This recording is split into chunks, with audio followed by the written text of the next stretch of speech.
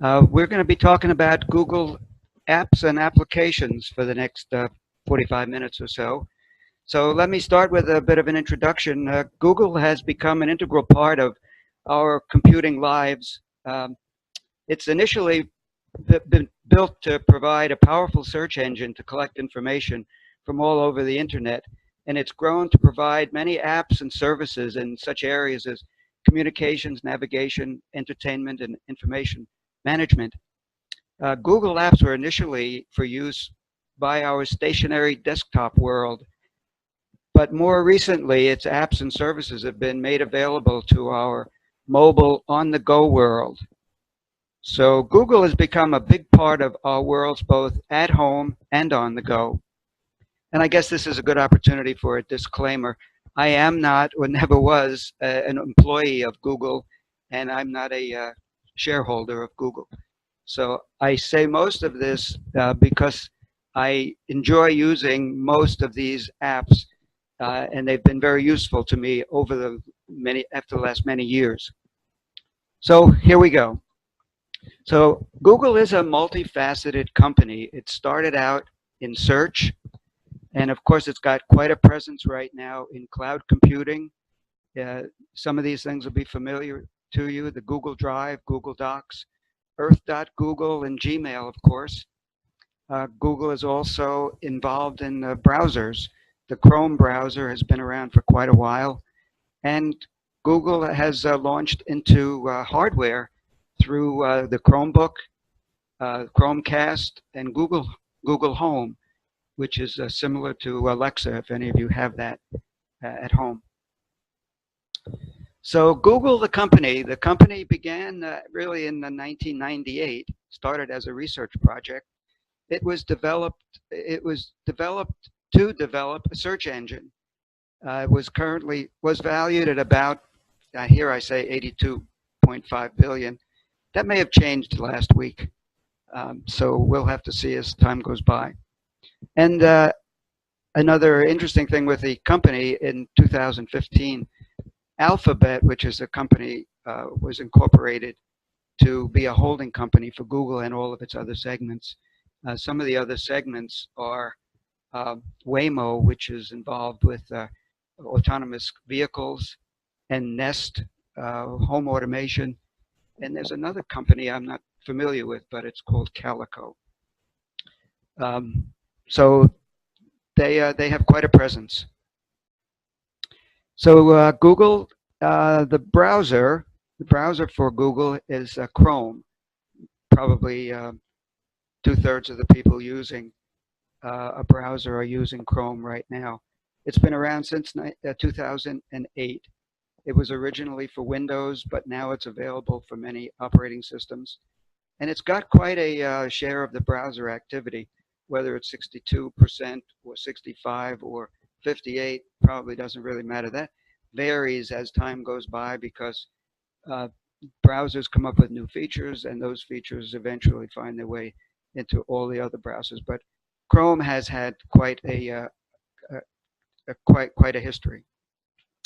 Also, Google is the number. Google is 10 to the 100th power, or 1 followed by 100 zeros. I don't think I've written that down ever, but you might try it someday. Google is also the verb. Google was first added to the dictionary in 2006, and now you hear it quite often. Google this or Google that, or whenever you're looking for something, Googling it usually gives you a good start. So Google is available. Google's apps and services are available at home and on the go. As I said initially, at home, that's all we had initially. But now most people, I think, are more comfortable with their tablets and smartphones than they are with their at-home stuff. So you'll find that what you can do with these is much the same, but slightly different. Mobile apps just don't have the complete feature set. And they also, the big difference is they don't have the screen size, so you don't have that much real estate to put up things that the application developer might want to do. And when you do get to the mobile apps, you'll find you have to look around to find out where the controls are. But after you use them once or twice, they become quite easy to use. So Google's products, I was amazed to see this, over 140 different products, apps and services. I have circled ones that I'm familiar with, and some that I use, some that I'd like to use, but a lot of these are familiar to you.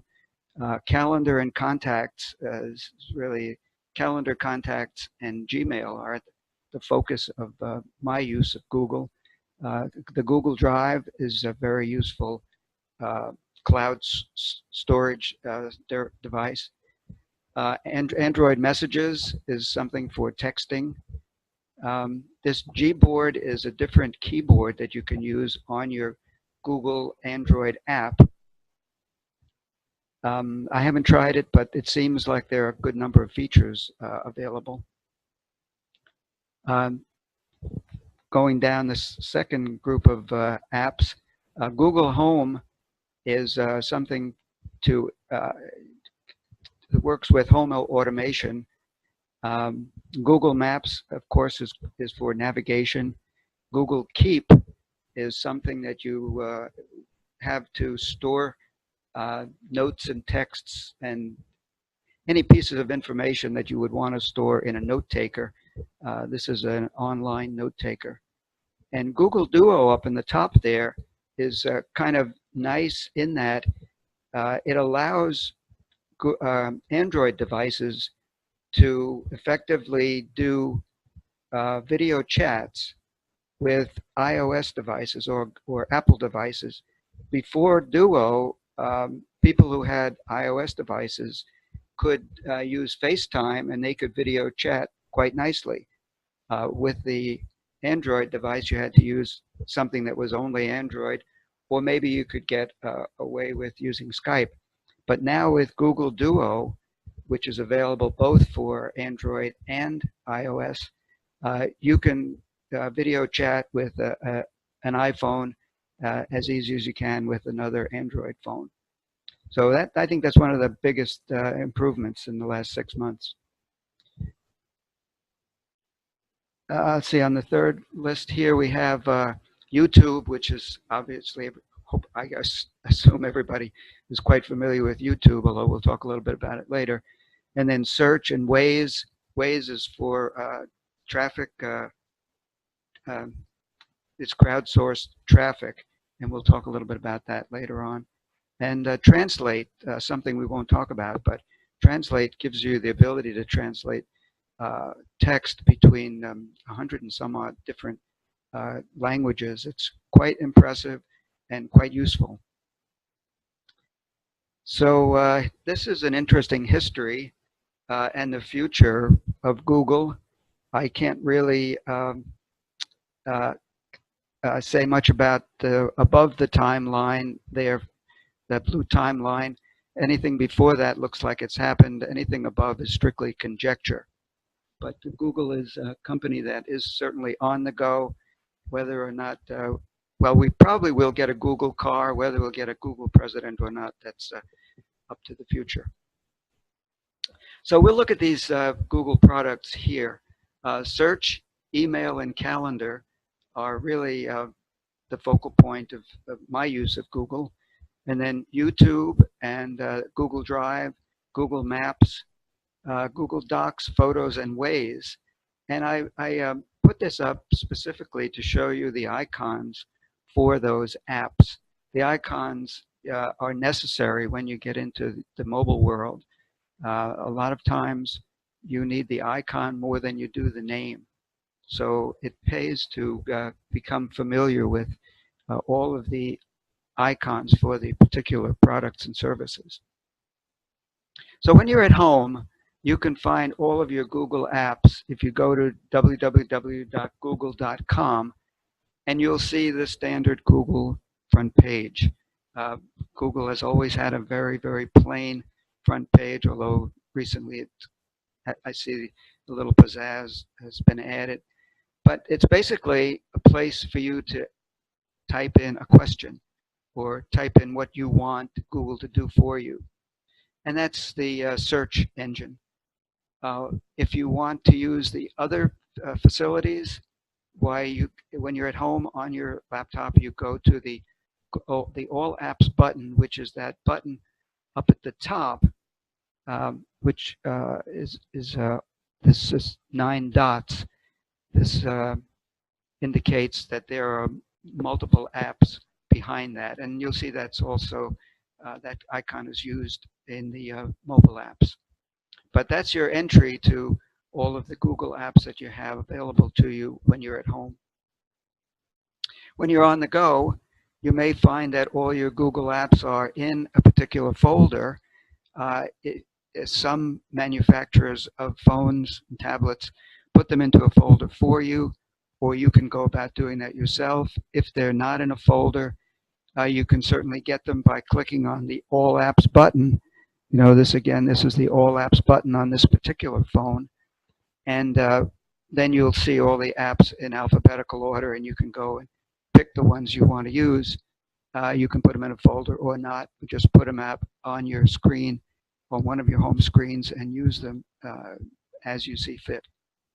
I like the idea of keeping them all together because it kind of organizes your use of the home screen's limited space. I try to do that with other things also, to try to create folders for things that you have in common. And with the newer operating system, 7, 6, and 5, creating folders is a fairly easy thing to do in Android. So search is the big thing. The search engine is available in 123 different languages. There are an enormous number of users. Again, 65% of the market share is quite sizable and impressive. And it searches and prioritizes websites, and that's all it does, at least for the search option. So the uses of Google here up in the corner, I can't really vouch for those uses, but it seems about right. So when you do type in a question, like I've got here, Snapchat typed in, you would get a result, and the result is not information on Snapchat, but a load of a number of prioritized sites where you can go and find the information on Snapchat. So this is what you would see if you did it at home, and you'd see the sequence of addresses. So the search results that you'll see both at home and on the go are ordered, and they're ordered by Google. So I don't know too much about the details, but from a Google Help forum, they say there are 3 key processes in delivering their search results. And this may be just a little technical, but we'll do it quickly. They call it crawling, which indicates, which is the answer, the question really, does Google know about your site, and can Google find it? Indexing, the question really is, can Google index your site so that they can get to it easily and get to the information easily? And then serving, does the site have good and useful content? Is it relevant? And so then another from the Google Help Forum, what is relevant? At least what is relevancy to Google? Because remember, Google is making this determination. So they say relevancy is determined by over 200 factors, one of which is page rank for a given page. Page rank is the measure of the importance of a page based on the incoming links from other pages. So in simple terms, each link on a page on your site from another site adds to your site's page rank. So I only mention this to indicate that these things can be manipulated, and people who know how these things work in detail can write their pages and set them up so that they can surface or bubble to the top of this listing. So the ordering is maybe not as Well, it's done by a whole lot of algorithms that Google defines and Google controls. But more often than not, they do seem to give you a pretty good indication of what's going on. So here's a list that you'd see at home, and here's the equivalent that you would see for Snapchat on your mobile device. And in both cases, you'll find that they're very similar, if not exact, as far as the ordering goes. But most of us rarely do get down to the second page because they do such a good job of ordering things. I don't think I've had to go to the second page more than 1 or 2 times in the last year or so. So even with all that words about how they do it, they do seem to do a pretty good job. So Gmail has been around for a good long time. It's a free email service. It's advertiser supported, so that's how they get paid. Mobile apps are available for Android and iOS. You get 15 gigabytes of free storage space for your email. I doubt if anybody's run up against that limitation. And you can send emails up to with attachments up to 25 megabytes. You can receive emails with, they say, 50 megabytes. Lots of users. It's a very, very well used and recommended service. So when you do look at Gmail on your home computer, this is what you would see. You have Gmail controls up on the left, and you also have insight into the contacts. So both Gmail and contacts can be accessed through this one general Gmail portal. And of course, what you see are the emails that you've had with the date and whether or not they're attachments. It's a general email presentation, something I guess we're all familiar with. The mobile presentation is a little different. Again, you don't have the space, and you have to look around for controls. You don't have easy menus. And what people are using, well, that the writers are using now, is this hamburger menu that indicates there are further things behind that. And you'll find the hamburger menu will usually give you a menu of options. You'll also find 3 vertical dots, which again indicates that there are some more things that you can do if you click on this. So clicking on some of the icons usually provides the controls for the mobile device. Some of you this may be obvious to some, but not to others. This is a pencil, and basically it means you want to compose a new email.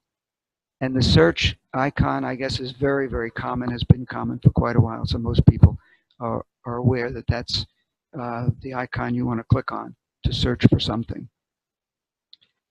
When you get into Gmail contacts, so for the contacts for your Gmail, you have to use a contacts app as opposed to the Gmail app. And this is one, up in the top right-hand corner, is what the app looks like, the icon for the app.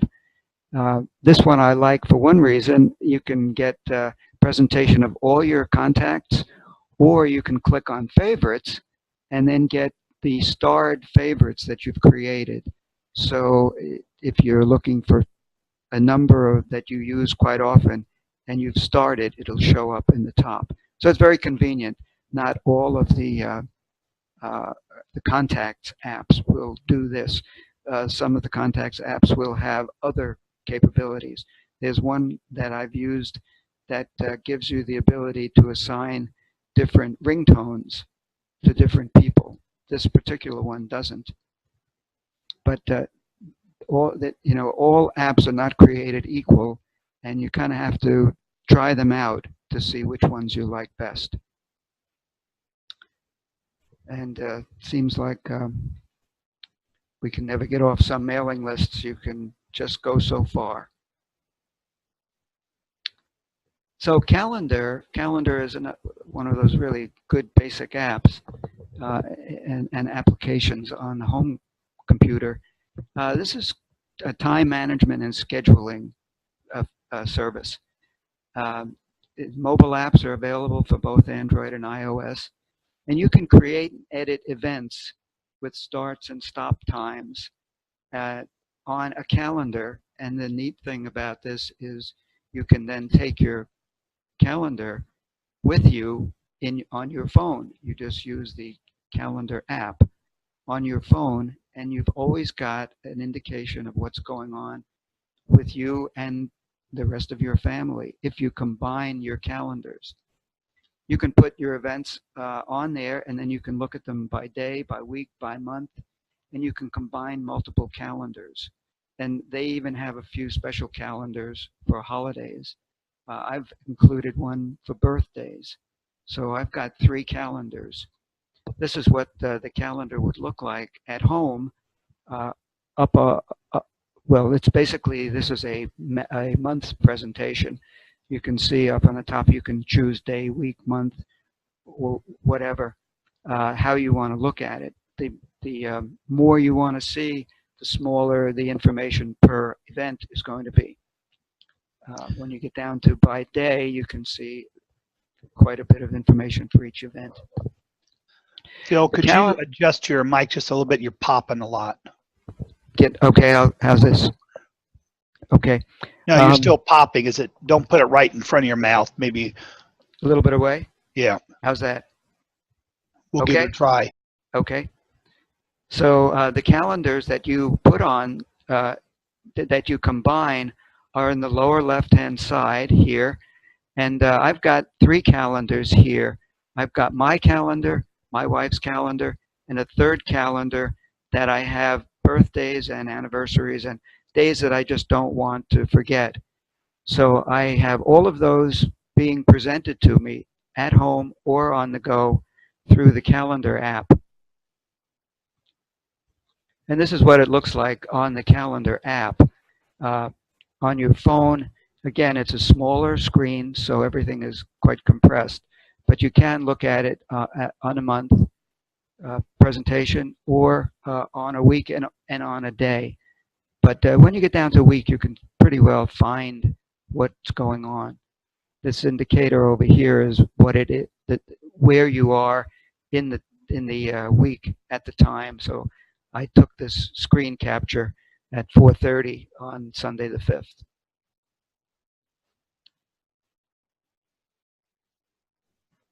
Okay. Okay, so the reason I wanted to say the calendar was convenient, because if you have your whole family calendar, then you always can answer the question when you're in an office or somebody asks you to make an appointment at a particular time. You can pull out your calendar and then find out if what you're doing, your spouse, your kids, whatever, whoever that you've put on those calendars, and then combine. All that information is available to you in real time, all the time. So YouTube, most of us are familiar. It's a video sharing website. You can upload, you can download and watch video clips, TV shows, music videos, short films, trailers, whatever video you can put up there. Registered users can upload something. Unregistered users can only watch them. I'm an unregistered user, but my son is a registered user. When he found out I had a video of a magic show when I was 10 years old, he took that video and uploaded it, and now it's up there for my future embarrassments. YouTube, you'll see when when you're looking for something, you'll see this on your desktop. I was looking for information about CVT transmissions for automobiles, and I got this kind of presentation at home. And when I went on the mobile, I got just about the same thing. And when I clicked on it, I got to the same video. Of course, you'd expect that. So you can get a lot of useful information, and you can get a lot of of entertainment information. Here's a piece of information that you won't see too often.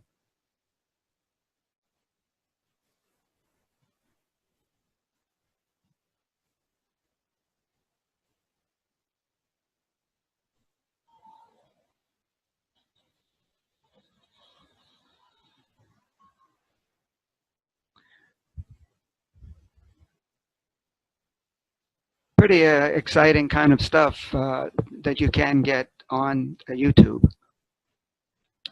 So next we'll go on to Google Drive. Google Drive is a cloud storage service. They offer 15 gigabytes of free storage.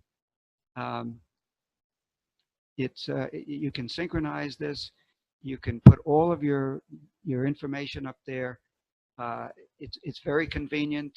They've got over 1 million users, and the apps are available for Android and iOS, so everybody can take advantage of Google Drive. When you do look at Google Drive on your home computer, this is kind of what you'll see. Basically, you'll see the folders that you've put up, and then you'll see files that you've selected in a particular folder.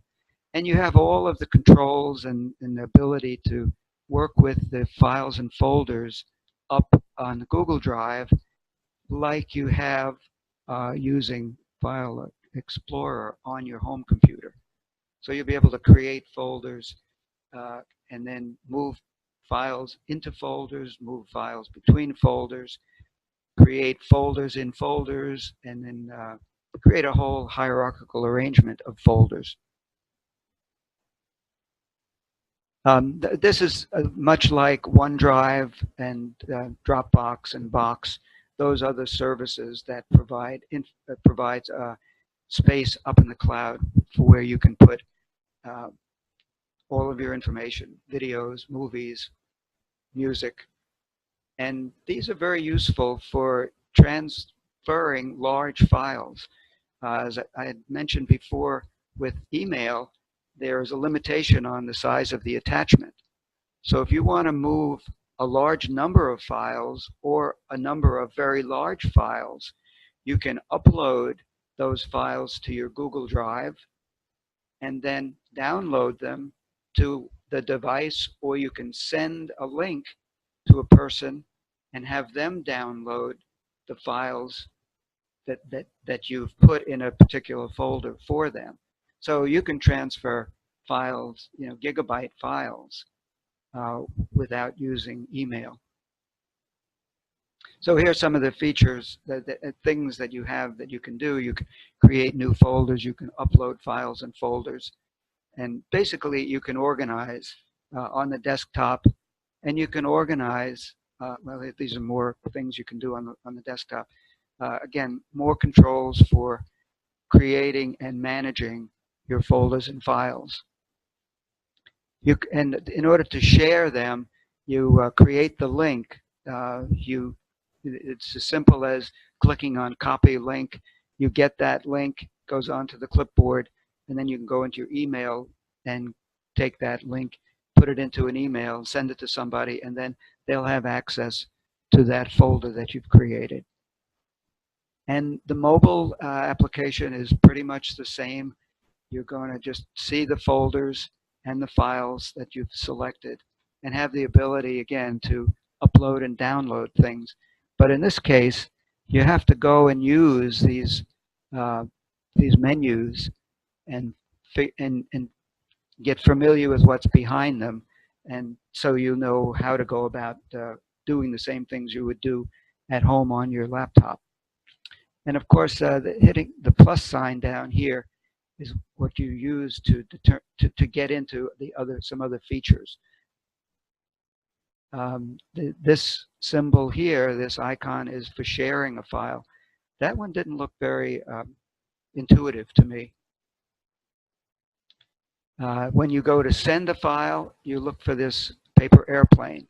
Again, that one looked intuitive to me, but not very intuitive to a few people that I've talked to. So again, it pays to get familiar with a lot of the icons that are used in the mobile area.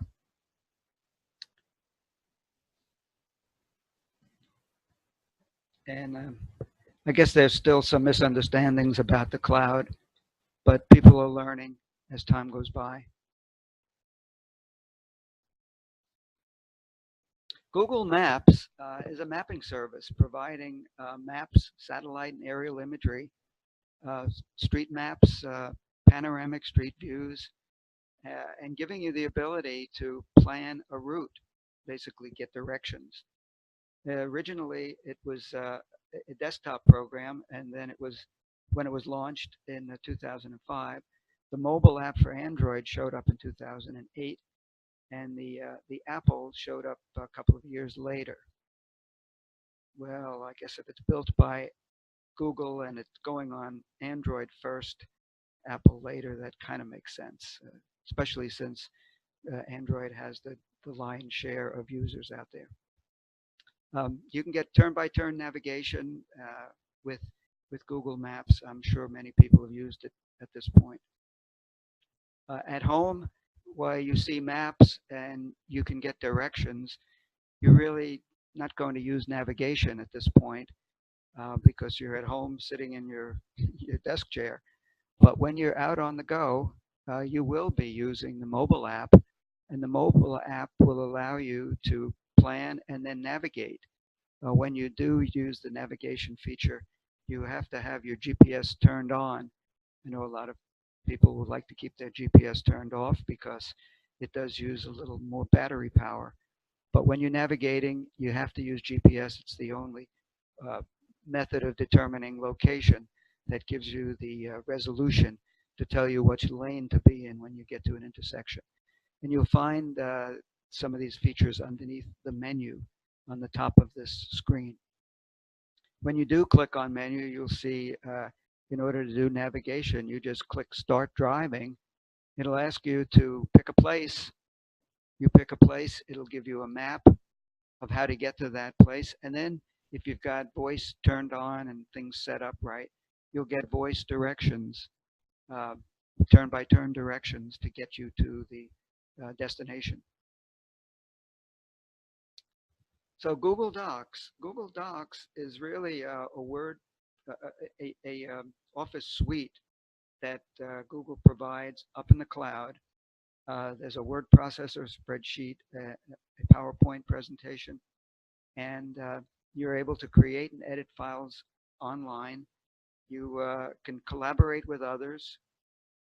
The files are compatible with Microsoft Office. The file formats are compatible, which makes creating a file and using it a whole lot easier than if it was a proprietary file type. It is, as you would expect, tightly integrated with Google Drive, and the mobile apps are available again for Android and iOS. So Google Docs just shows you the documents that you've got. So Google Docs is the general term, and then Google Docs is also the term for the word processor. So there's Docs, Sheets for the Excel-like spreadsheet, and Slides for the PowerPoint presentation. And when you do go to Google Docs, you'll see Sheets, Docs, Sheets, and Slides, and you can see what you've got. And then touching, or mobile, you'll be touching on your desktop, you'll be clicking on the plus, then you'd get a blank start for whatever you're trying to create, either a spreadsheet, a document, or a presentation.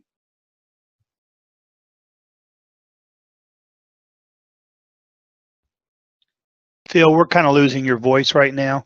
Okay. So the Google Docs are, you just see those when you go to Google Docs.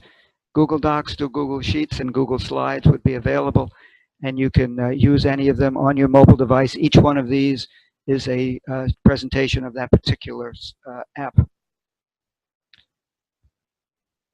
And we have raised a lot of very precocious young children.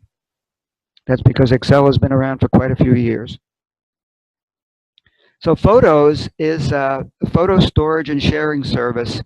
It's been around since 2015, They will allow you unlimited storage for pictures and videos up to a certain resolution. You can search for things on photos. You can upload as many photos as you can, as you like. That's just unlimited storage. They've got a large number of users. I think it's well over this 200 million now. Incredible amounts of storage available out there. And again, Android and iOS can take advantage of this. When the users can search for things like people or places or things. So what this really means is you tag the photos, and then Google uses some very sophisticated software so that they can come up with these albums of pictures of the results of what you've asked for. So you can say, give me an album of Billy, and you'll get all the pictures that Billy shows up in, at least where there's a reasonable photo of Billy. Side shots or just partial pictures, I guess, make it very difficult. But they're pretty amazing as to what you can get from the algorithms that they've got behind photos. So on your desktop, it's pretty basic. You will see the photos that you've put up, and the mobile viewer is just the same thing. You'll see them organized in a way that you've chosen, and some of the ways you can look at them will be behind the menus. Waze is a crowdsourced traffic reporting app. People can report things like accidents, traffic jams, speed, police traps. It was purchased by Google, so it originally was not. It's not a Google original product. They paid 1.3 billion. I don't know if that's big or not these days. Their mobile, the apps are available for both Android and iOS. And it's pretty useful both at home and on the go. At home, you can get a good idea of what the traffic is on your way to work or before you've left to get to work or to get someplace. You can get driving directions. And when you're on the go, you can get information about what's going on the road. You can get directions, and you can navigate using Waze.